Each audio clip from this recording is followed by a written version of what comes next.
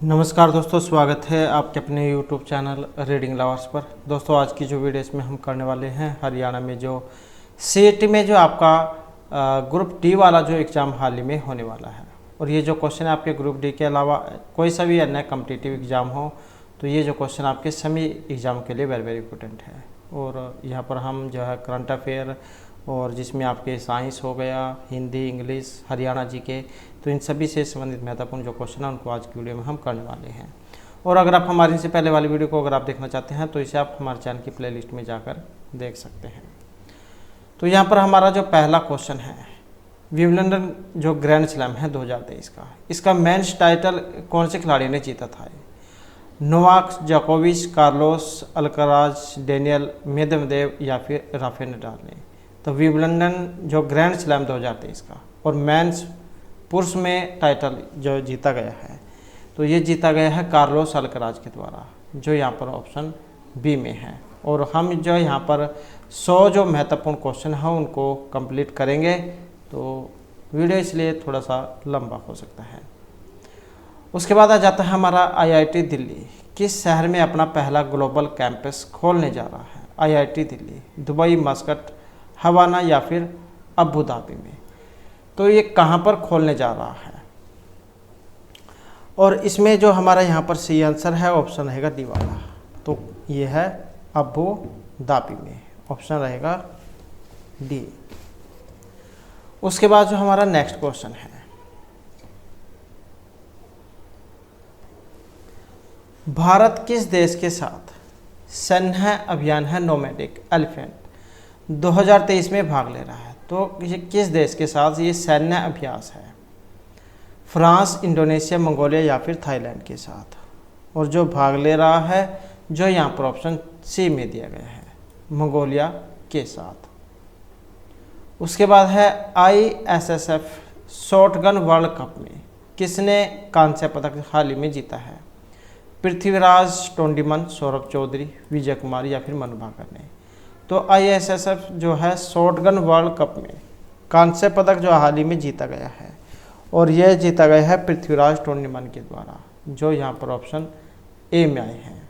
तो शॉटगन में यहाँ पर कांस्य पदक इनके द्वारा जीता गया है शॉटगन वर्ल्ड कप में। उसके बाद आ जाता है हाल ही में national multi dimensional poverty index, ये जारी किया गया है गृह नीति, वित्त या फिर कृषि मंत्रालय के द्वारा। तो national multi dimensional poverty index जो हाल ही में जारी किया गया है, और ये जारी किया गया है नीति आयोग के द्वारा, जो यहाँ पर ऑप्शन बी में है। उसके बाद आ जाता है नेक्स्ट, भारत के किस राज्य में वार्षिक बोनालू फेस्टिवल का आयोजन हाल ही में किया गया है? तो ये कौन सा राज्य है जहाँ पर वार्षिक बोनालू फेस्टिवल का हाल ही में आयोजन किया गया है? तेलंगाना, मध्य प्रदेश, असम या फिर सिक्किम में। तो ये जो बोनालू फेस्टिवल है इसका जो आयोजन किया गया है ये तेलंगाना में किया गया है, जो यहाँ पर ऑप्शन ए में दिया गया है। उसके बाद आ जाता है किस केंद्रीय मंत्री ने ड्रग तस्करी और राष्ट्रीय सुरक्षा पर क्षेत्रीय सम्मेलन की अध्यक्षता की है? एस जयशंकर, अमित शाह, राजनाथ सिंह या फिर नितिन गडकरी ने। तो केंद्रीय मंत्री है जिन्होंने ड्रग तस्करी और राष्ट्रीय सुरक्षा पर क्षेत्रीय सम्मेलन की अध्यक्षता हाल ही में की है, और यह है अमित शाह, जो यहाँ पर ऑप्शन बी में है। नेक्स्ट आ जाता है ग्लोबल फायर पावर की रिपोर्ट के अनुसार दुनिया की सबसे शक्तिशाली सेनाओं में भारत की जो रैंक है ये कौन सी है? दूसरी है, तीसरी है, चौथी या फिर पांचवी? तो ग्लोबल फायर पावर की रिपोर्ट के अनुसार दुनिया की सबसे जो शक्तिशाली सेना है इसमें भारत की रैंक तो कौन से नंबर पर है? ये चौथे नंबर पर, ऑप्शन सी।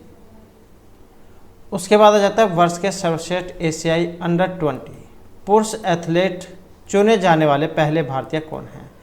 तो वर्ष के सर्वश्रेष्ठ एशियाई अंडर-20 पुरुष एथलीट चुने जाने वाले पहले भारतीय मुरली श्रीशंकर, अल्डोज पॉल, सेल्वा प्रभु, तिरुमरन या अविनाश सांबले। तो सर्वश्रेष्ठ एशियाई अंडर-20 पुरुष एथलीट, और जो यहाँ पर ऑप्शन सी में दिए गए हैं सेल्वा प्रभु, तिरुमरन। नेक्स्ट आ जाता है कॉमनवेल्थ वेट लिफ्टिंग चैंपियनशिप की 40 किलोग्राम कैटेगरी में किसने गोल्ड मेडल हाल ही में जीता है? तो कॉमनवेल्थ वेट लिफ्टिंग चैंपियनशिप की 40 किलोग्राम कैटेगरी में ज्योत्सना सबर, अस्मिता, कोमल कोहर या आरती सिन्हा। तो 40 किलोग्राम कैटेगरी में जो यहाँ पर गोल्ड मेडल जीता गया है, इनका नाम है ज्योत्सना सबर, जो यहाँ पर ऑप्शन ए में है। उसके बाद आ जाता है नेक्स्ट हमारा जी मैक्स मैरी टाइम एक्सरसाइज 2023 का जो आयोजन है, भारत और किस देश की नौसेना के बीच ये किया गया है? जर्मनी, जापान, ब्रिटेन या फिर कतर। तो जी मैक्स मैरी टाइम एक्सरसाइज 2023 का आयोजन, और इसमें जो हमारा यहाँ पर सी आंसर है ऑप्शन रहेगा बी वाला, तो ये जापान है।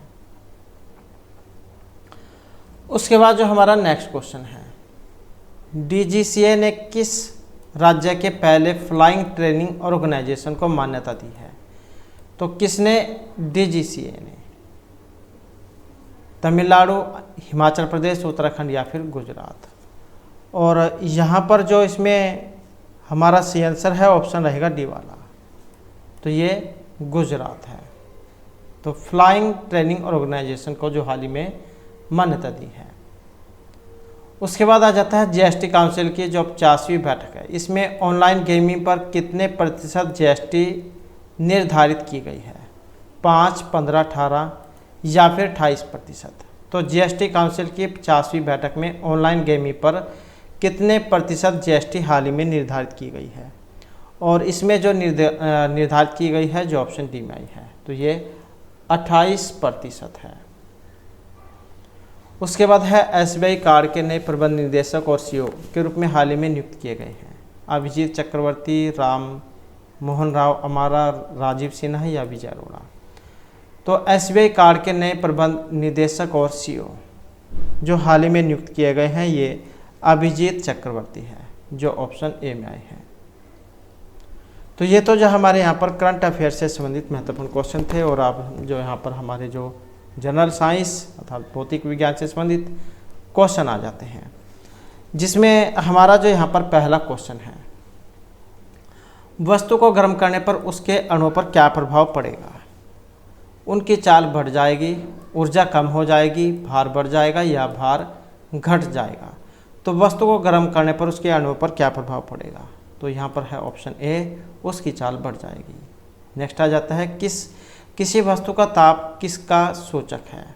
उसके अणुओं की कुल ऊर्जा का, उसके अणुओं की औसत ऊर्जा का, उसके अणुओं के कुल वेग का या उसके अणुओं के औसत गतिज ऊर्जा का। तो किसी वस्तु का ताप किसका सूचक है? जो यहाँ पर ऑप्शन डी में है, उसके अणुओं के औसत गतिज ऊर्जा का। नेक्स्ट है वस्तु का ताप सूचित करता है कि संपर्क करने पर ऊष्मा उस वस्तु से अपेक्षाकृत अधिक ताप पर की वस्तु में प्रभावित होगी, अपेक्षाकृत कम ताप की वस्तु में उस वस्तु से प्रभावित होगी, उस वस्तु से पृथ्वी में प्रभावित होगी या पृथ्वी से वस्तु में प्रभावित होगी। तो वस्तु का ताप सूचित करता है कि संपर्क करने पर ऊष्मा क्या होगी, जो ऑप्शन बी में दी गई है, अपेक्षाकृत कम ताप की वस्तु में उस वस्तु से प्रभावित होगी। उसके बाद है किसी वस्तु के ताप में वृद्धि का अर्थ क्या है? गतिज ऊर्जा बढ़ गई है, स्थितिज ऊर्जा बढ़ गई है, यांत्रिक ऊर्जा बढ़ गई है या उसमें ऊर्जा बढ़ गई है।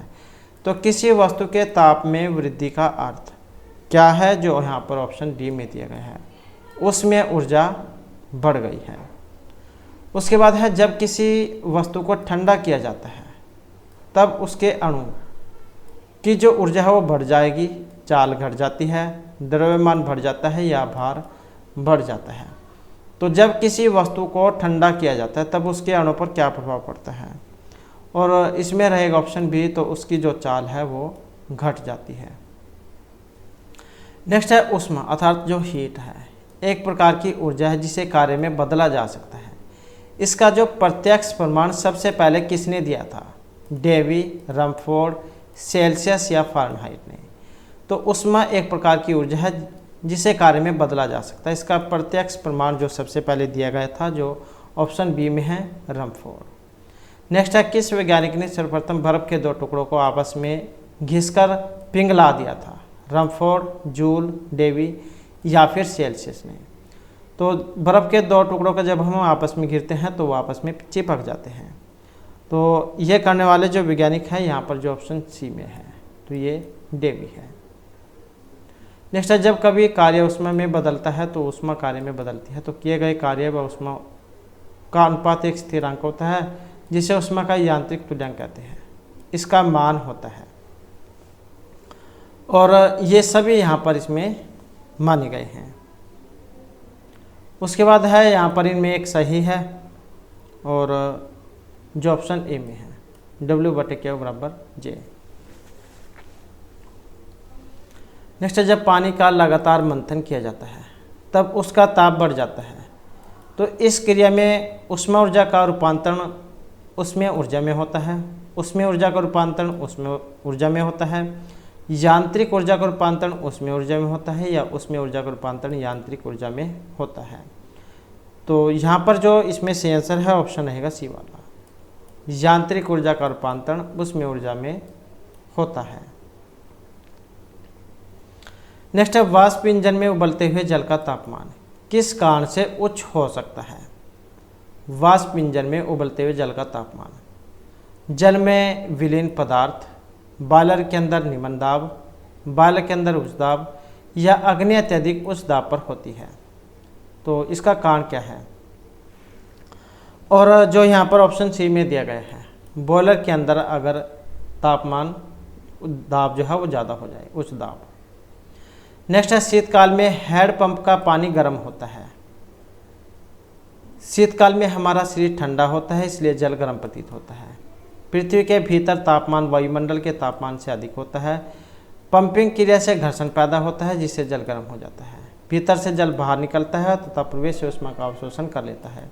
आपने देखा भी होगा, चलो अब तो जो हैंडपंप बहुत ही कम रह गए हैं, या फिर जहाँ पर भी हैं या आपने जब पहले प्रयोग किए होंगे तो उसमें देखा होगा कि जैसे नलका है मतलब हैंडपम्प, उसे चलाते हैं तो उसके अंदर से जो पानी है वो गर्म आता था, या फिर इसकी जगह पर आप जो समर्सिबल है मोटर है उसको लगा सकते हैं। जब उसका पानी बाहर आता है तो वो क्या हमें गर्म लगता है, चाहे बाहर कितनी ही सर्दी पड़ रही हो। तो वही जो है यहाँ पर इसका पूछा गया है और इसका जो कारण है ऑप्शन बी में बताया गया है, पृथ्वी के भीतर तापमान वायुमंडल के तापमान से अधिक होता है। तो यही कारण है कि हमें जो समर्सिबल या हैंडपंप जो है उसका पानी गर्म लगता है। नेक्स्ट आ जाता है, एसआई सिस्टम में तापमान की इकाई है kelvin, degree Celsius, degree centigrade या डिग्री फ़ारेनहाइट। तो एसआई सिस्टम में तापमान की इकाई क्या है, और जो यहाँ पर ऑप्शन ए में मानी गई है तो ये केल्विन है। नेक्स्ट इनमें से ऊष्मा का एक मात्रक नहीं है, कैलोरी, जूल, किलो कैलोरी या डिग्री सेल्सियस। और यहाँ पर इसमें देखें तो जो आंसर जो ऑप्शन रहेगा डी वाला, तो कौन सी है, ये डिग्री सेल्सियस है। उसके बाद आ जाता है ताप का एसआई मात्रक, केल्विन है, सेल्सियस है, सेंटीग्रेड है या फ़ारेनहाइट है। तो ताप का एसआई मात्रक जो यहाँ पर ऑप्शन ए में है तो ये केल्विन है। उसके बाद है 1 किलो कैलोरी जो ऊष्मा उसका मान होगा, तो 1 किलो कैलोरी ऊष्मा का मान कितना होगा, और ये होगा जो ऑप्शन सी में है 4.2 × 10⁻³ जूल। उसके बाद आ जाता है जलप्रपात के अधस्तल पर जल का तापमान ऊपर की अपेक्षा अधिक होने का कारण। अधस्तल पर जल की स्थितिज ऊर्जा अधिक होती है, अधर तल पर पृष्ठ ऊष्मा उपलब्ध कराता है, गिर रहे जल की गतिज ऊर्जा ऊष्मा में बदल जाती है, यह गिरता हुआ जल प्रवेश से ऊष्मा का शोषण कर लेता है। तो जलप्रपात के अधर तल पर जल का तापमान ऊपर की अपेक्षा अधिक होने का कारण जो यहाँ पर सी में है कि गिर रहे जल की गतिज ऊर्जा ऊष्मा में बदल जाती है। उसके बाद आ जाता है गर्मियों में तापमान 46 डिग्री सेल्सियस हो जाने पर भी ऊंट गर्मी से राहत महसूस करता है। रेगिस्तानी पौधों की छाया में बैठकर अपने शरीर के तापमान को 42 डिग्री तक बढ़ाकर अपने शरीर में पानी का संचय करके, या इनमें से कोई सा भी नहीं। तो जैसा कि आपको पता है रेगिस्तान जो है उसको रेगिस्तान का जहाज कहा जाता है ऊँट को। तो यहाँ पर जो ये गर्मी से राहत महसूस करता है, इसका जो यहाँ पर कारण जो बताए गए हैं ऑप्शन बी में है। अपने शरीर के तापमान को 42 तक बढ़ाकर। नेक्स्ट है बर्फ पर ताप बढ़ाने से उसका गलनांक घट जाएगा, बढ़ जाएगा, अपरिवर्तित रहेगा या शून्य हो जाएगा। तो बर्फ पर दाब बढ़ाने से उसके गलनांक पर क्या प्रभाव होगा, और इसमें देखें तो हमारा सही आंसर है ऑप्शन ए, तो ये घट जाएगा। नेक्स्ट आ जाता है गैर तापमापी द्रव मापियों की तुलना में ज़्यादा संवेदी होते हैं क्योंकि गैस की विशिष्ट ऊष्मा अधिक होती है, गुणांक अधिक होता है, हल्की होती है या विशिष्ट ऊष्मा कम होती है। तो गैस तापमापी द्रव तापमापियों की तुलना में ज़्यादा संवेदी होती है, और जो यहाँ पर ऑप्शन बी में आई है इसका प्रसार जो है गुणांक अधिक होता है। उसके बाद है ताप युग्म तापमापी किस सिद्धांत पर आधारित है, सीबेक, जूल, पेल्टियर या इनमें से कोई सा नहीं। तो ताप युग्म तापमापी किस सिद्धांत पर आधारित है, और जो यहाँ पर ऑप्शन ए में है सीबेक के प्रभाव पर। नेक्स्ट है अत्यधिक ऊंचे तापों की माप की जाती है, प्लेटिनियम प्रतिरोध तापमापी से, पूर्ण विकिरण तापमापी से, ताप युग्म तापमापी से या नाइट्रोजन गैस तापमापी से। तो अत्यधिक ऊंचे ताप की माप की जाती है, और ये की जाती है जो ऑप्शन सी में है पूर्ण विकिरण उत्तापमापी से। नेक्स्ट है पूर्ण विकिरण उत्तापमापी किस सिद्धांत पर आधारित है, सीबेक, पेल्टियर, स्टीफन या फिर जूल के प्रभाव पर। तो पूर्ण विकिरण उत्तापमापी, और ये जो सिद्धांत है जो ऑप्शन सी में है स्टीफन के नियम पर। उसके बाद है दूर की वस्तु जैसे सूर्य आदि का ताप किस तापमापी के द्वारा मापा जाता है, ताप युग्म तापमापी के द्वारा, प्लेटिनियम प्रतिरोधी तापमापी के द्वारा, पूर्ण विकिरण उत्तापमापी के द्वारा या इनमें कोई सा नहीं। तो दूर की वस्तु जैसे कि सूर्य आदि का ताप तो कौन से तापमापी के द्वारा ये मापा जाता है, और ये मापा जाता है जो ऑप्शन सी में है पूर्ण विकिरण उत्तापमापी के द्वारा। उसके बाद आ जाता है ठंडे देशों में पारा के स्थान पर अल्कोहल को तापमापी द्रव के रूप में वरीयता दी जाती है। तो ये क्यों है, अल्कोहल का द्रव्यांक निम्नतर होता है, अल्कोहल ऊष्मा का बेहतर संचालक होता है, अल्कोहल पारे से अधिक सस्ता होता है, या अल्कोहल का विश्व उत्पादन पारे से अधिक होता है। तो ठंडे देश में पारे के स्थान पर अल्कोहल को वरीयता दी जाती है। तो इसका जो कारण है ऑप्शन एक में है, क्योंकि अल्कोहल का जो द्रव्यांक है वो निम्नतर होता है। तो यहाँ पर जो है अल्कोहल का जो द्रव्यांक है वो निम्नतर होता है, और अल्कोहल जो है ऊष्मा का बेहतर संचालक भी है, और अल्कोहल जो है पारे से अधिक सस्ता भी होता है। तो इसके जो है यहाँ पर जो है बहुत से कारण माने गए हैं। उसके बाद जो हमारा नेक्स्ट क्वेश्चन आ जाता है, विकिरण पायरोमीटर से कितने तापक्रम नापा जा सकता है, 100 से 250, 100 से 500 या 800 डिग्री सेल्सियस से ऊपर। तो इसे विकिरण पायरोमीटर से तापक्रम नापा जा सकता है, और इसमें देखें तो हमारा जो ऑप्शन रहेगा डी वाला 800 डिग्री से ऊपर, 800 डिग्री सेल्सियस से ऊपर। उसके बाद है थर्मोकपल ताप युग्मक, ये बनाया जाता है दो अधातुओं, एक सदृश धातुओं, दो असदृश धातुओं या इनमें से किसी से भी नहीं। तो ये जो थर्मोकपल जो है ताप युग्मक ये बनाया जाता है, और जो यहाँ पर ऑप्शन सी में दिए गए हैं दो अदृश्य धातु के। नेक्स्ट है सूर्य का ताप मापा जाता है, प्लेटिनियम पायरोमीटर, गैस तापमापी या वायुदाब तापमापी के द्वारा। तो सूर्य का जो तापमान है ये मापा जाता है पायरोमीटर के द्वारा। उसके बाद है तापमापियों में किसे पायरोमीटर कहा जाता है, ताप विद्युत तापमापी, गैस विकिरण या द्रव तापमापी को। तो पायरोमीटर ये कहा गया है, और ये कहा जाता है ऑप्शन बी विकिरण तापमापी को। उसके बाद है यहाँ पर कुछ फार्मूले बताए गए हैं, जो सही है वो आपने बताना है। सही जो है यहाँ पर ऑप्शन बी वाला है।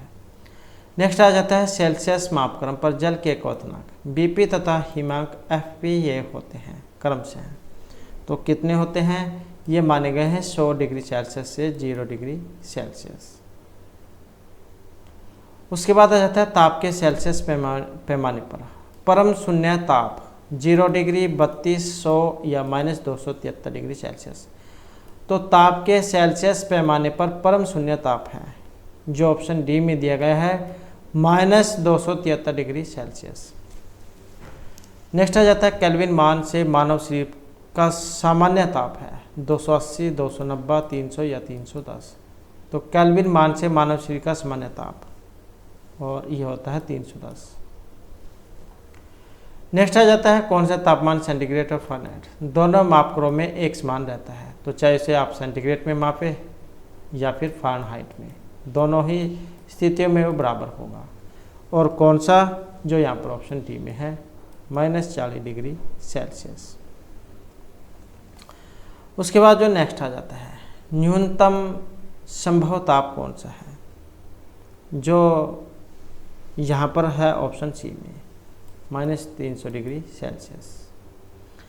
नेक्स्ट है फ़ारेनहाइट स्केल पर किसी वस्तु का ताप 212 डिग्री फ़ारेनहाइट है, तो सेल्सियस मापने पर उस वस्तु का ताप कितना होगा। तो जैसे फ़ारेनहाइट तो है 212, अब सेल्सियस में कितना होगा, तो यही बताना है सेल्सियस में कितना होगा। तो यहाँ पर जो है तो फ़ारेनहाइट जो है इसमें जो ताप होगा जो ऑप्शन सी में है, तो ये है 100 डिग्री सेल्सियस। यहाँ पर जो हमारा जो क्वेश्चन है 1.35 न्यूनतम तापमान की अगर हम यहाँ पर इसमें जब बात करें तो यहाँ पर जो है इसमें न्यूनतम तापमान जो माना गया है ये ऑप्शन ए वाला हो जाएगा। यहाँ पर -273 डिग्री जो है सेल्सियस है, तो इसको जो आप सही कर लेना। उसके बाद आ जाता है सेल्सियस पैमाने पर 0 डिग्री सेल्सियस फ़ारेनहाइट स्केल के कितने डिग्री के बराबर होगा। तो सेल्सियस पैमाने पर 0 डिग्री फ़ारेनहाइट स्केल के कितने डिग्री के बराबर होगा, तो ये जो बराबर होगा ऑप्शन बी 32 डिग्री के। नेक्स्ट है मानव शरीर का जो तापक्रम है 98.4 तो है फ़ारेनहाइट, अगर हम इसे सेल्सियस में मापें फिर ये कितना होगा। सेल्सियस में इसे मापे तो फिर ये 36.89 यहाँ पर होगा। 37.4 भी आपने जहाँ पढ़ा होगा तो वो देख लेना एग्जाम में यहाँ पर क्या दिया गया होगा। तो 98.4 जो यहाँ पर इतना ये माना गया है। नेक्स्ट आ जाता है फ़ारेनहाइट मापक्रम पर सामान्य वायुमंडलीय दाब पर उबलते पानी का तापमान होता है। तो फ़ारेनहाइट मापक्रम पर 32, 180, 100 या 212। तो फ़ारेनहाइट मापक्रम पर सामान्य वायुमंडलीय दाब पर उबलते पानी का तापमान होगा कितना, 212 डिग्री फ़ारेनहाइट। उसके बाद है दिल्ली में जल का क्वथनांक 100 डिग्री सेल्सियस है, तो मसूरी में जल का तापमान क्या होगा। अगर दिल्ली में जल का क्वथनांक 100 है तो मसूरी में कितना होगा, तो वहाँ पर होगा 100 डिग्री सेल्सियस से कम। नेक्स्ट एक मनुष्य का तापक्रम 60 डिग्री सेल्सियस है, तो उसका जो तापक्रम फ़ारेनहाइट में क्या होगा अगर 60 डिग्री सेल्सियस है। तो यहाँ पर सेल्सियस में दिया गया है, फ़ारेनहाइट जो उसमें आपने बताना है। तो इसमें जो होगा जो यहाँ पर ऑप्शन ए में है तो ये होगा 140 डिग्री फ़ारेनहाइट। नेक्स्ट है किसी मनुष्य के शरीर का तापमान सामान्य तापक्रम होता है, तो ये कितना होता है, तो ये है ऑप्शन ए में 98 डिग्री फ़ारेनहाइट। नेक्स्ट है तप्त जल के थैलों में जल का प्रयोग किया जाता है। तो तप्त जल के थैलों में जल का प्रयोग किया जाता है क्योंकि यह सरलता से मिल जाता है, सस्ता है, हानिकारक नहीं, इसकी विशिष्ट ऊष्मा होती है या जल को गर्म करना आसान है। तो तप्त जल के थैलों में जल का प्रयोग किया जाता है, तो इसका जो कारण है ऑप्शन सी में दिया गया है, इसकी विशिष्ट ऊष्मा अधिक है। उसके बाद है धातुओं की चायदानियों में लकड़ी के हैंडल क्यों लगे होते हैं। तो धातु की जो चायदानी होती है या कोई भी बर्तन आप अन्य लगा लो तो उसमें हैंडल दिया गया होता है। यहाँ पर ये लकड़ी का है, लकड़ी की जगह प्लास्टिक या उसका भी प्रयोग होता है। तो ये लकड़ी ऊष्मा की कुचालक होती है, इससे बिजली का शॉक नहीं लगता, इससे पात्र सुंदर लगता है, इसकी स्वस्थता होती है। तो इसका जो कारण है ऑप्शन ए में है, लकड़ी ऊष्मा की कुचालक होती है। तो लकड़ी न हो तो वहाँ पर जैसे कोई बर्तन उसमें प्लास्टिक के हैंडल आपने लगे हुए देखे होंगे। नेक्स्ट है, जब गर्म पानी की मोटे कांच के गिलास के ऊपर छिड़का जाता है तो वह टूट जाएगा। इसका कारण क्या है? जब गर्म पानी को मोटे कांच के गिलास के ऊपर छिड़का जाता है, अचानक ही गिलास विस्तारित हो जाता है, अचानक ही गिलास संकोचित हो जाता है, जल वाष्पित हो जाता है, गिलास रासायनिक रूप से जल के साथ प्रतिक्रिया होता है। तो जब गर्म पानी को मोटे कांच के गिलास के ऊपर छिड़का जाता है तो ऐसा जो यहाँ पर ऑप्शन ए में आया है, अचानक ही गिलास जो है वो विस्तारित हो जाएगा। उसके बाद है, पानी का घनत्व किस तापमान पर अधिक होगा? और ये होगा ऑप्शन बी 4 डिग्री सेल्सियस पर। नेक्स्ट आ जाता है, जब बर्फ़ को 0 डिग्री सेल्सियस से 10 डिग्री सेल्सियस तक गर्म किया जाता है तो जल का जो आयतन है एकसार रूप से बढ़ेगा, कम होगा, पहले बढ़ेगा फिर कम होगा, पहले कम होगा बाद में बढ़ेगा। तो अगर हम 0 से 10 डिग्री तक उसे सेल्सियस तक उसे गर्म करें तो इसमें जो यहाँ पर माना गया है ऑप्शन है डी वाला। तो पैक क्या है, पहले कम होगा फिर बढ़ेगा। नेक्स्ट आ जाता है, यदि जल को 10 डिग्री से 0 डिग्री तक ठंडा किया जाए फिर क्या होगा? यहाँ पर था गर्म करने की बात, जिसमें पहले कम हुआ था बाद में बढ़ा था। अब यहाँ पर ये इसका उल्टा है, 10 से 0 डिग्री पर अगर ठंडा किया जाए तो यहाँ पर इसके ऊपर क्या असर होगा? तो जो ऑप्शन ए में दिया गया है, जल का आयतन 4 डिग्री तक कम होगा और फिर बढ़ेगा। नेक्स्ट है, साइकिल की ट्यूब अधिकांशतः गर्मियों में फट जाती है। गर्मी के कारण ट्यूब फट जाती है, गर्मी के कारण रबड़ बहुत कमज़ोर हो जाता है, गर्मी के कारण रबड़ कड़ा हो जाता है और हवा को जगह देने के लिए फैलता नहीं, या फिर इनमें से कोई सा भी नहीं। तो साइकिल की ट्यूब अगर आप उसे 2 में जार खड़ा करके रखते हैं साइकिल को, या कोई अन्य साधन भी लगा सकते हैं, तो जल्दी फट जाती है। तो इसका जो यहाँ पर कारण है कौन सा? जो ऑप्शन सी में दिया गया है, गर्मी के कारण रबड़।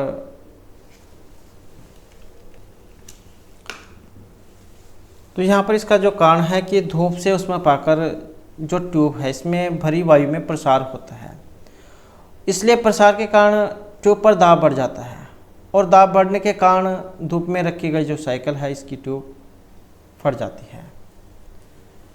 उसके बाद जो नेक्स्ट है हमारा, शीशे की छड़ जब भाप में रखी जाती है तो इसकी लंबाई बढ़ जाती है परंतु इसकी चौड़ाई अप्रभावित रहेगी, घटेगी, बढ़ेगी या अव्यवस्थित रहेगी। तो शीशे की छड़ जब भाप में रखी जाती है तो इसका जो यहाँ पर कारण है जो ऑप्शन डी में बताया गया है वह है अव्यवस्थित रहेगी। तो शीशे की छड़ जब भाप में रखी जाएगी तो इसकी लंबाई तो बढ़ जाएगी परंतु इसकी चौड़ाई वही रहेगी। इसके बाद जो हमारे यहाँ पर जो तर्क शक्ति जो है इससे संबंधित जो हमारे यहाँ पर क्वेश्चन आ जाते हैं, और जिसमें हमारा यहाँ पर पहला जो क्वेश्चन है,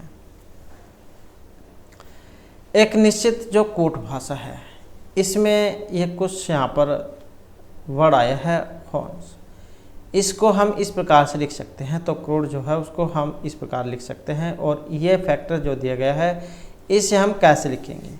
तो पहले जो हमें इन दोनों के बारे में पता होना चाहिए कि कौन सा जो क्रम है यहाँ पर इसमें चलाया गया है। अब इसको आप यहाँ पर लिख कर भी देख सकते हैं,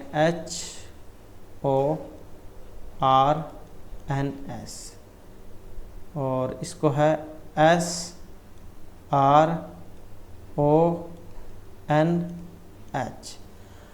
अब यहाँ पर अगर हम देखें तो हम देखने में ही कुछ हमें क्रम सा यहाँ पर दिखाई दे रहा है।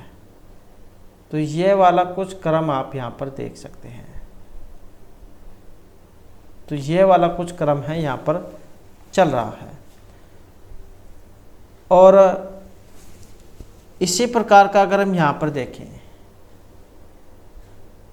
तो इसमें कौन सा क्रम चल रहा है? इसमें भी सेम वही ऐसे ही क्रम है।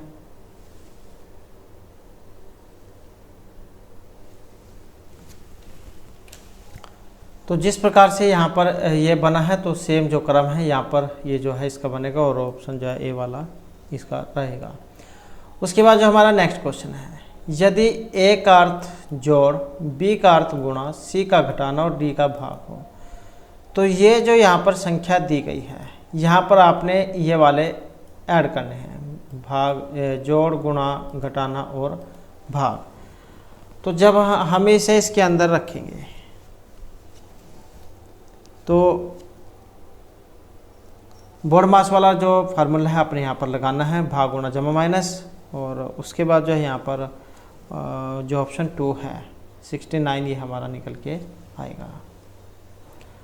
नेक्स्ट है 5 मित्र हैं A B C D E, सीधी एक पंक्ति में बैठे हैं। ए और बी एक दूसरे के बगल में बैठे हैं। बी ए सी के बीच में बैठा है। ए डी के बाईं ओर तीसरे स्थान पर बैठा है। डी दाएं से दूसरे स्थान पर बैठा है। तो बाएं सिरे से तीसरे स्थान पर इनमें कौन बैठा है?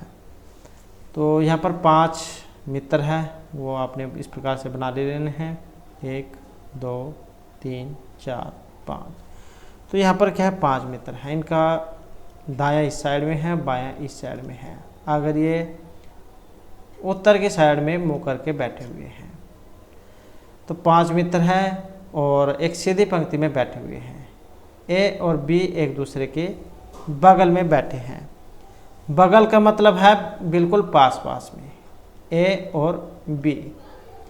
तो ये पास पास में क्या है, बैठे हुए हैं और एक दूसरे के बगल में हैं। बी ए और सी के बीच में है। कौन?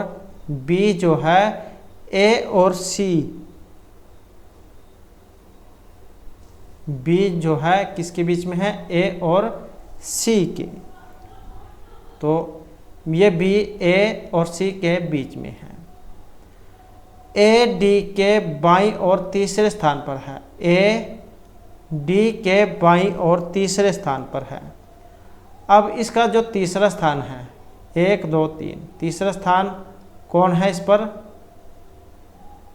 ए जो है ये डी के। तो ये जो डी है इसका बायां यही साइड होगा, ये इसका दायां है। तो यहाँ से 1 2 3 तीसरे स्थान पर ए है। डी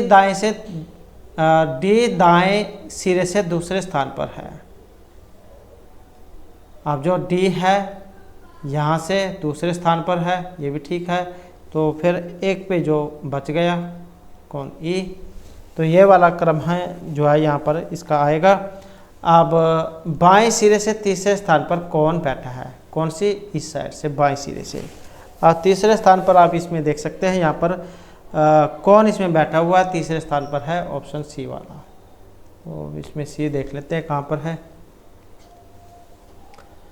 उसके बाद उस आकृति का चयन कीजिए जो नीचे दी गई श्रृंखला में आगे आएगी। तो यहाँ पर कुछ क्रम जो है चल रहा है, और कौन सा क्रम यहाँ पर चल रहा है ये देख सकते हैं आप। यहाँ पर ये तीर के निशान हैं, ई मतलब बनी हुई है, और इसमें ये ऊपर की साइड में आ गई है, और जो तीर के निशान है, जो त्रिभुज है वो भी बदल चुकी है। इसका जो मुख है ये कोण, और इसी प्रकार से ये उल्टी हो गई है। अब यहाँ पर इसमें देखें तो कौन सा जो क्रम है चल रहा है, तो यहाँ पर जो इसमें क्रम बनेगा कौन सा बनेगा? ऑप्शन जो 1 में है। तो यही जो क्रम आएगा, क्योंकि यहाँ पर देख सकते हैं इस साइड में है, फिर ये ऊपर की साइड में है, या फिर लेफ्ट में आ गए तो आपकी बार यहाँ पर नीचे की बारी है। तो प्रत्येक अगली आकृति में डिजाइन 90 डिग्री वामावर्त घूम रहा है और तीसरे शीर्ष पलट जाते हैं।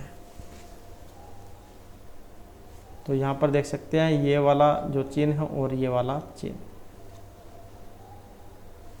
तो यहाँ पर अलग है। उसके बाद है दिए गए विकल्प में से उस संख्या का चयन करें जो निम्नलिखित श्रेणी में प्रश्नवाचक चिन्ह के स्थान पर आएगी। तो यहाँ पर बताना है कौन सी आएगी, क्या क्रम यहाँ पर इसका चल रहा है। तो यहाँ पर अगर हम देखें तो 21 में अगर हम 11 जोड़ते हैं तो ये 32 हो जाता है। 32 में अगर हम 12 जोड़ते हैं, 22, तो ये 54 हो जाते हैं। अब यहाँ पर देखें अगर हम कुछ क्रम लगा है 11 22, तो अगर हम यहाँ पर इसमें 33 करके देखें तो हमारा जो है यहाँ पर 87 आता है। 87 में अगर हम यहाँ पर 44 जोड़ के देखते हैं तो 134 हो जाता है। इसका मतलब है यहाँ पर 87 इसका आएगा। नेक्स्ट आ जाता है दिए गए कथन निष्कर्ष को ध्यानपूर्वक पढ़िए और कथन में दी गई जानकारी को सत्य मानते हुए विचार करिए, भले वे मान्यता ज्ञात तथ्य से अलग प्रतीत होते हों। तो यहाँ पर क्या है, कथन और निष्कर्ष का क्वेश्चन है।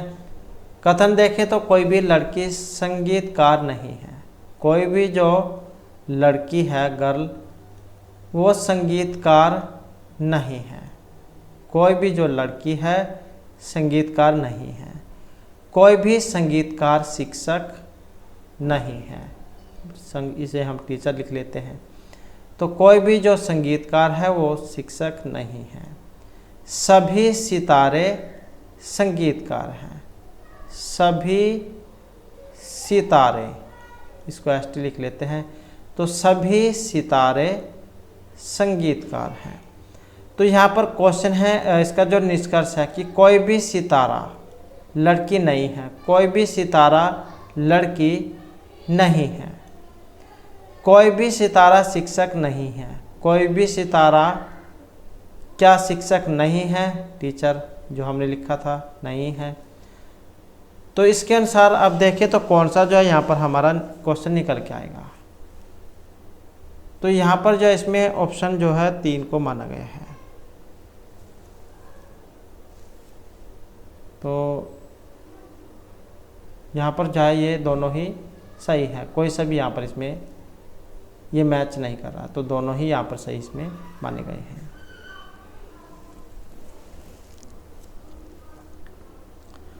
उसके बाद है, तो यहाँ पर इसमें देखें तो इसमें जब कौन सा क्रम चलाया जा रहा है, तो उस विकल्प का चयन कीजिए जिसका तीसरी संख्या से वही संबंध है जो दूसरी संख्या का पहली संख्या से है। तो पहले हम इसके बारे में पता होना चाहिए। जैसे 8 और 104 को अगर हम देखें तो यहाँ पर 13 8 104 होता है। तो 8 और 5 13 और गुणा में 8, और इसी प्रकार का जो क्रम है यहाँ पर हम देखें तो यहाँ पर भी फिर जा 16 और गुणा, यहाँ पर 16 जमा में 5, तो कितना होगा 16 गुणा में 21, और जो यहाँ पर 336 होता है। तो कुछ इस प्रकार का जो क्रम है यहाँ पर इसमें चलाया गया है। ऐसे 8 और 5 13 होते हैं।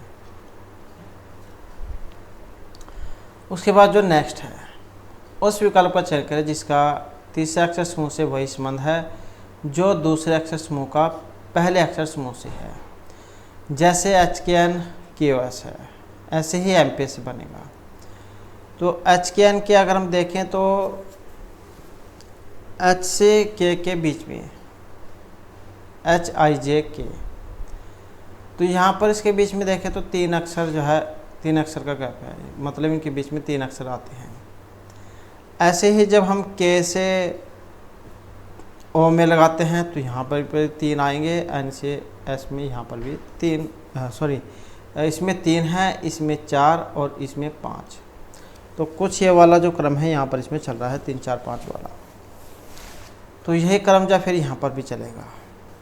तो यहाँ पर भी फिर वैसे ही क्या आएगा, P T और X, तो तीसरा चौथा और 5वां क्रम पर।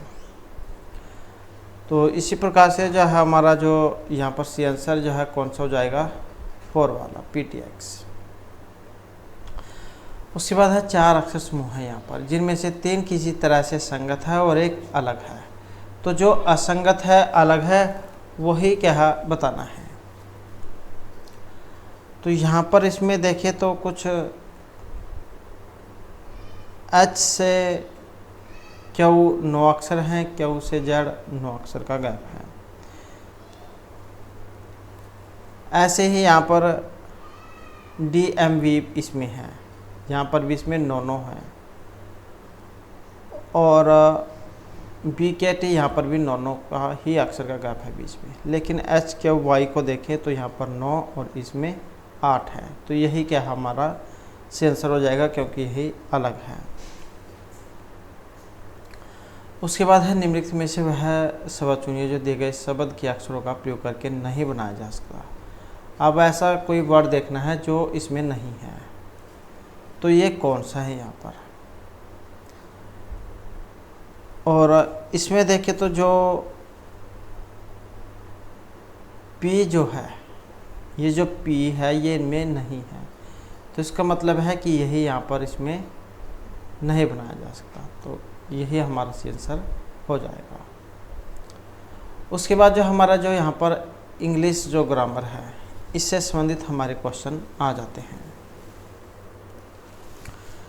तो यहाँ पर जो क्वेश्चन है, ही हार्डली वर्क्स, यहाँ पर जो ये अंडरलाइन जो है इसका आपने मीन्स बताना है। अंडरलाइन वर्ड मीन्स, तो इसका क्या अर्थ होता है। यहाँ पर जो अडोसली जो कह देते हैं कठिनता से, इसका मतलब मोस्टली अधिकतर होता है, और स्केरली ये कठिनाई से होता है, और इसको स्टोनसली जो ये कह देते हैं जोरदार ढंग से।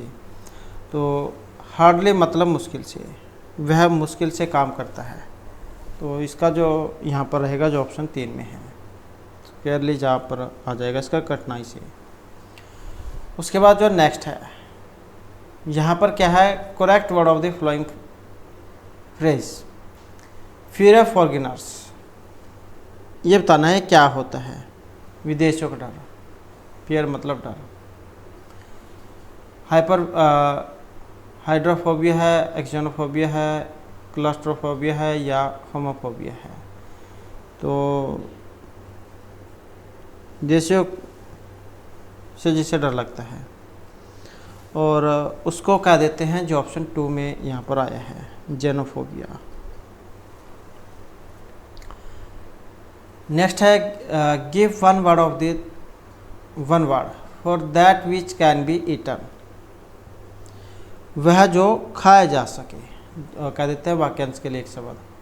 तो गिव वन वर्ड, एडिबल है, पाल्टेबल है, चेवेबल है या डिगेस्टिव है, और इसका रहेगा जो ऑप्शन 1 में दिया गया है।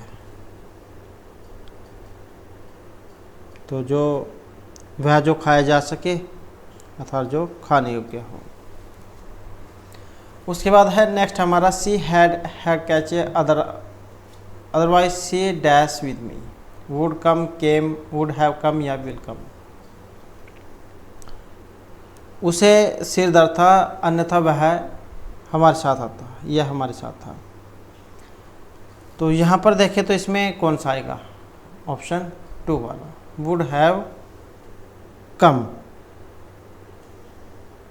उसे सिर दर्द था, नहीं तो वह हमारे साथ आ गया होता।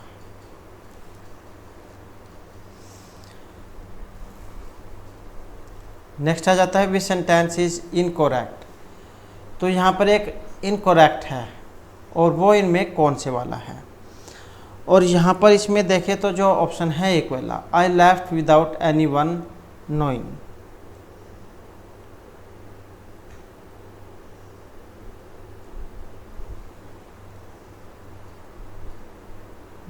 वह मतलब छोड़ गया बिना किसी को बताए। उसके बाद है complete the given sentence. The human body is like an engine, it requires fuel to dash, work, keep it going, run from, ये कीप इट ऑन एक्शन। तो हमारा सिर क्या है कि ये इंजन की तरह होता है जिसे आवश्यकता होती है तेल की। It's require fuel to keep it going, उसे जारी रखने के लिए। तो क्या आ जाएगा, ऑप्शन 2 वाला। जैसे आप कोई साधन चलाते हैं उसमें तेल डालते हैं तब वो जाकर चलता है, काम करता है। तो इसी प्रकार से जो हमारा शरीर है, जब आप उसे उसके पोषक तत्व दोगे तभी वो काम करेगा। तो जा रखने के लिए इसे भी तेल की आवश्यकता है। उसके बाद है dash not oppose me, dare, did dare, dares, was dare. और इसमें जो आएगा यहाँ पर ऑप्शन रहेगा 1 वाला, he dare not oppose me।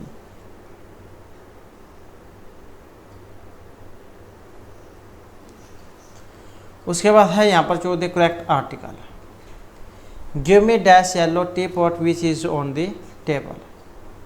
मुझे जो पीले रंग का जो टी पॉट है वो जो टेबल के ऊपर है। तो यहाँ पर क्या आएगा, give me the yellow tea pot which is on the table. Next है they told me that he dash in Jaipur. उसने बताया कि मैं जयपुर में, वेयर विल बी वाज या can be. They told me that he was in Jaipur. उसने बताया, बता दिया, क्योंकि बताया मतलब पास्ट वाली घटना हो गई कि वह जयपुर में था। उसके बाद he score is higher than you, yours या your self. He score is higher than yours.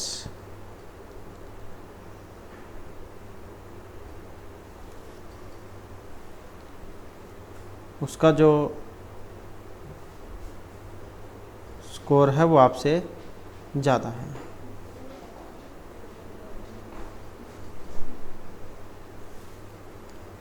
उसके बाद है यहाँ पर pronoun, choose the correct pronoun for the blank. He is the only person that can help you. वही केवल ऐसा व्यक्ति है जो आपकी सहायता कर सकता है। He is the only person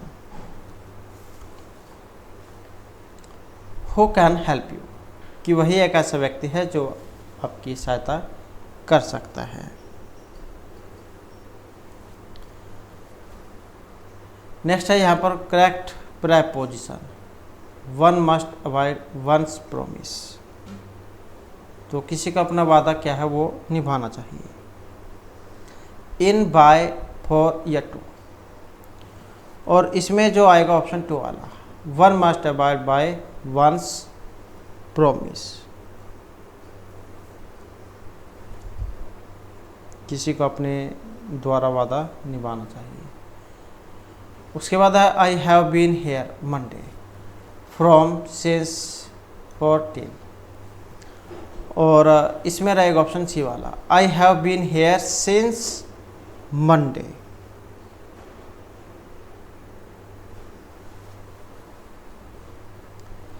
next है change the voice following sentence, we were let go, they let us go, we were let to go, they were lets to go या लेट्स अस गो। और इसमें देखें तो ऑप्शन रहेगा एक वाला, दे let's go.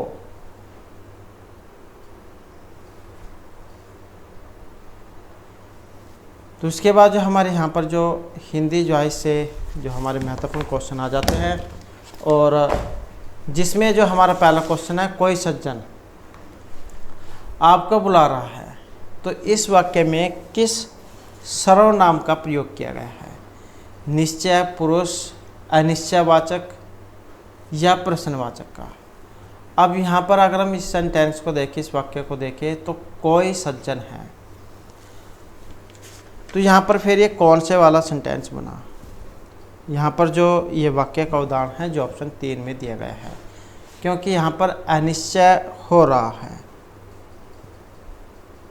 सर्वनाम का वह रूप जिससे अनिश्चितता का बोध हो उसे कहेंगे अनिश्चयवाचक सर्वनाम। जहाँ पर आपको इस प्रकार के शब्द देखने को मिल सकते हैं जिसमें कोई दिया गया हो या फिर कुछ दिया गया हो, जहाँ पर पूरी संख्या के बारे में न पता हो, तो वहाँ पर होता है अनिश्चय। नेक्स्ट, इनमें से विपरीत शब्दों की उचित जोड़ी एक नहीं है। तो यहाँ पर जो विपरीत शब्द है इनकी एक उचित जोड़ी जो इनमें नहीं है वो कौन सी है। और यहाँ पर देखें तो जो ऑप्शन 1 में है अपच्य कुपच्य, यही सही नहीं है। शुक्ल कृष्ण मतलब सफ़ेद काले कह देते हैं, बर्बर सम्यक कह देते हैं, अज्य विजय होता है। अपच्य कुपच्य ये अलग है।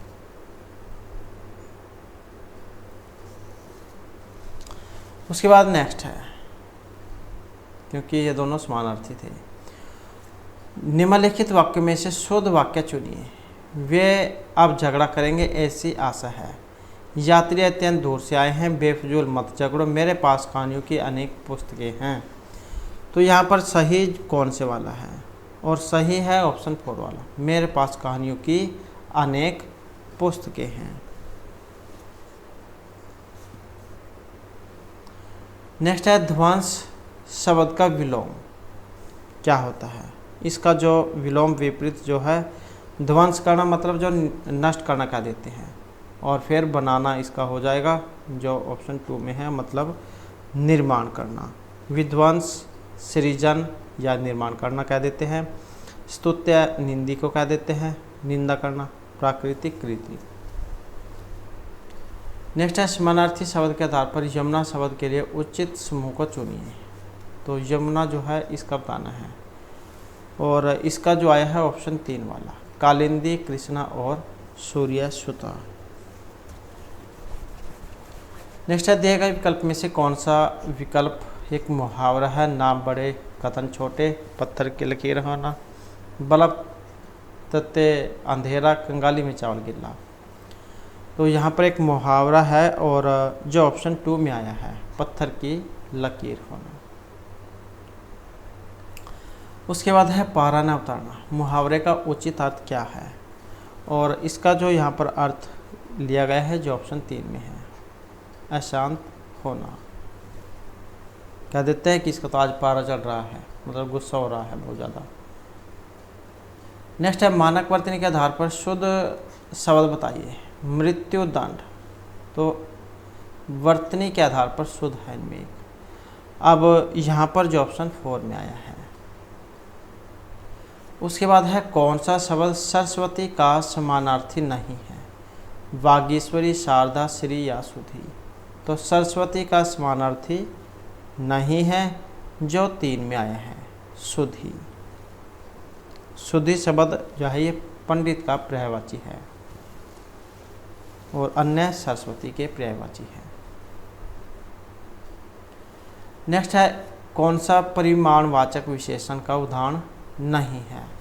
परिमाणवाचक का उदाहरण नहीं है, अब ये कौन सा है?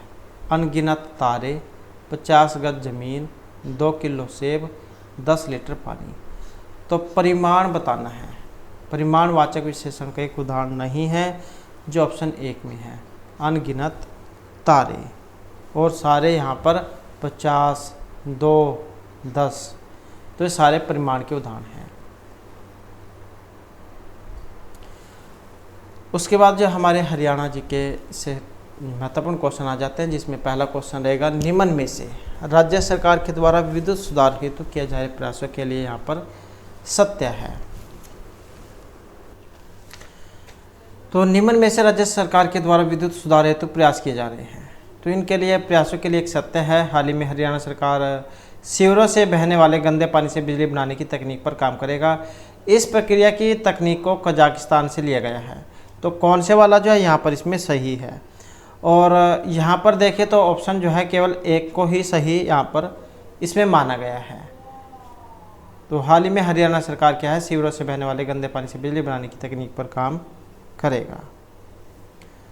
उसके बाद नेक्स्ट है किस भाषा के प्रोत्साहन हेतु उसे राज्य की द्वितीय भाषा घोषित किया गया है? हरियाणवी, पंजाबी, खड़ी बोली या अंग्रेजी को। तो किसी भाषा के प्रोत्साहन हेतु उसे द्वितीय भाषा घोषित किया गया है, और जो यहाँ पर पंजाबी है। नेक्स्ट है हरियाणा के मैदानी भाग में मुख्यतः किस प्रकार की मृदा पाई जाती है? पीले भूरे रंग की उपजाऊ मृदा, पथरीली, रेतीली या बलुई दोमट मृदा। तो मैदानी जो भाग है इसमें जो मृदा पाई जाती है, और ये पीले भूरे रंग की उपजाऊ मृदा होती है। उसके बाद है हरियाणा में नई आईटी, तो आईटी नीति जो है किस वर्ष लागू की गई थी? 1998, 99, 2000 या फिर 1 में। और इसमें देखें तो हमारा आंसर रहेगा ऑप्शन 3 वाला, तो ये है 2000 में ये लागू हुई थी। और इसी नीति, ये जो नीति है इसके तहत सरकार के द्वारा कई आईटीआई एवं अन्य संस्थान खोले गए थे। और वर्तमान में हरियाणा में आईटी नीति के तहत ही एक विशेष पोर्टल जारी किया गया है, जिसे हर समय नाम दिया गया है। नेक्स्ट आ जाता है निम्न में से किस केंद्र शासित प्रदेश का लिंग अनुपात हरियाणा से कम है? दमन एवं दीव, दादर एवं नगर हवेली, चंडीगढ़ या फिर ये सभी।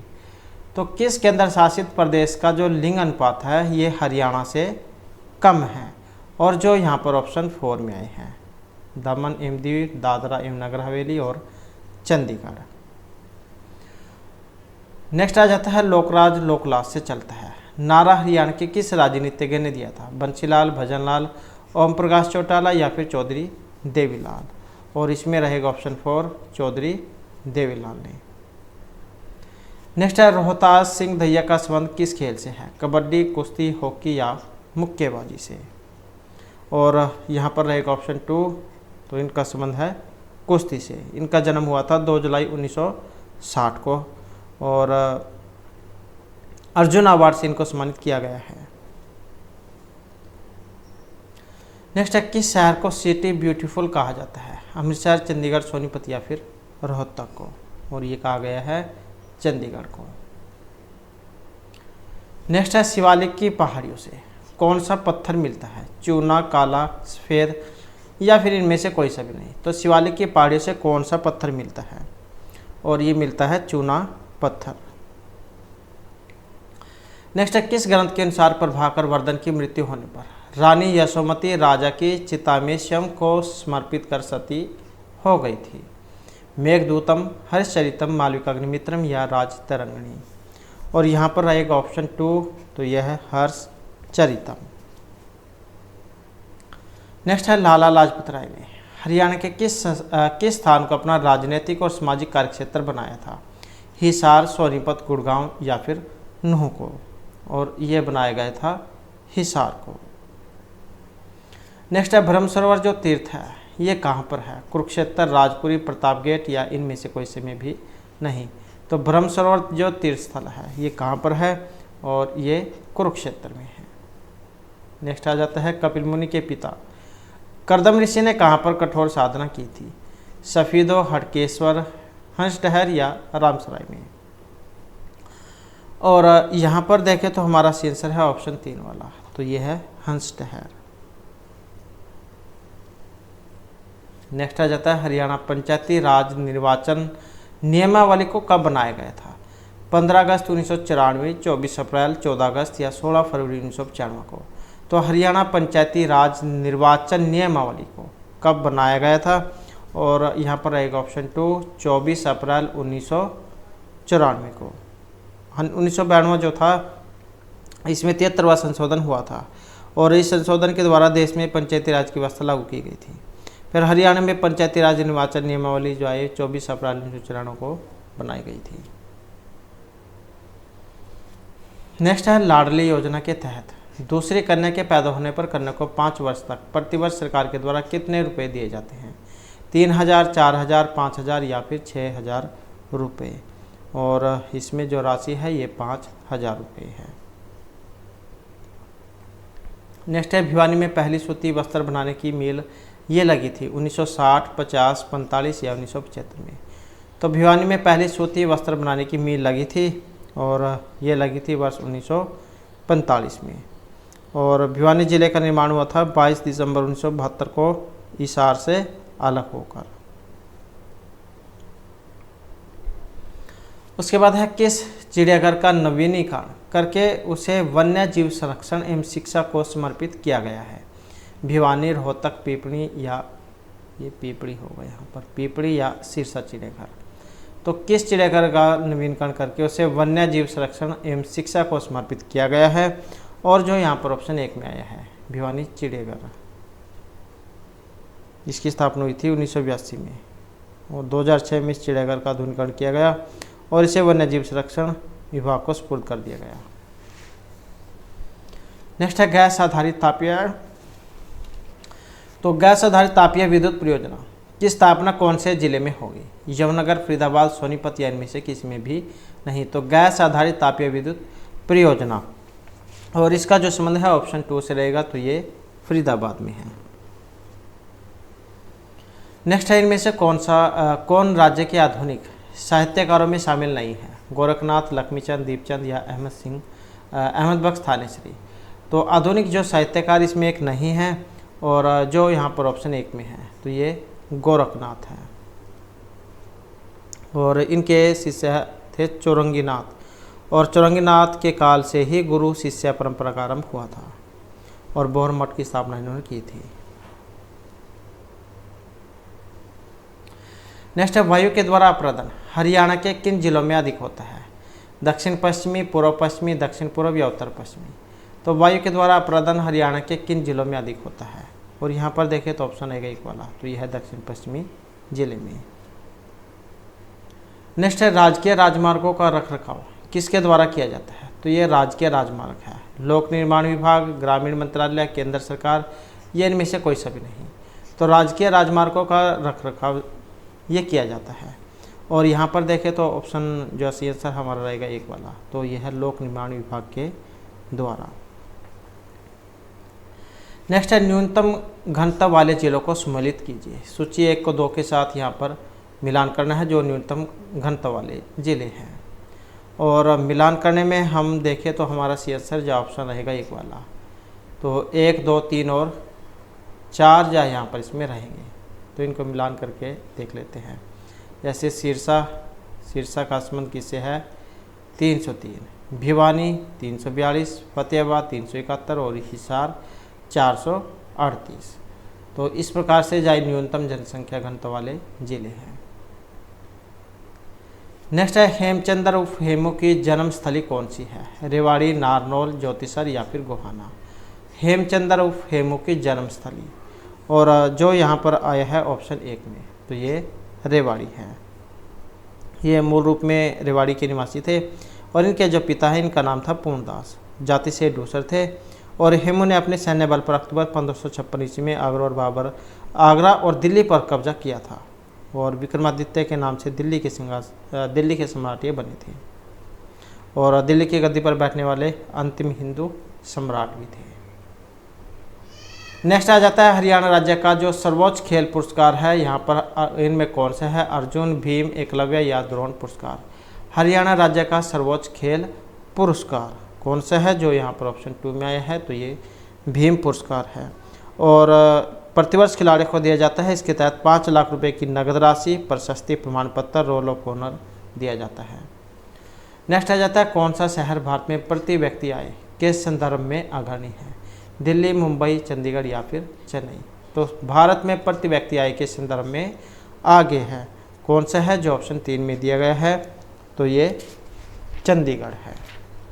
तो इस प्रकार से जो हमारी आज की क्लास और ये महत्वपूर्ण क्वेश्चन थे, और नेक्स्ट वीडियो इसमें आपके लिए नए जो महत्वपूर्ण क्वेश्चन लेकर आएंगे। और हमारे साथ अंत बनाने के लिए धन्यवाद।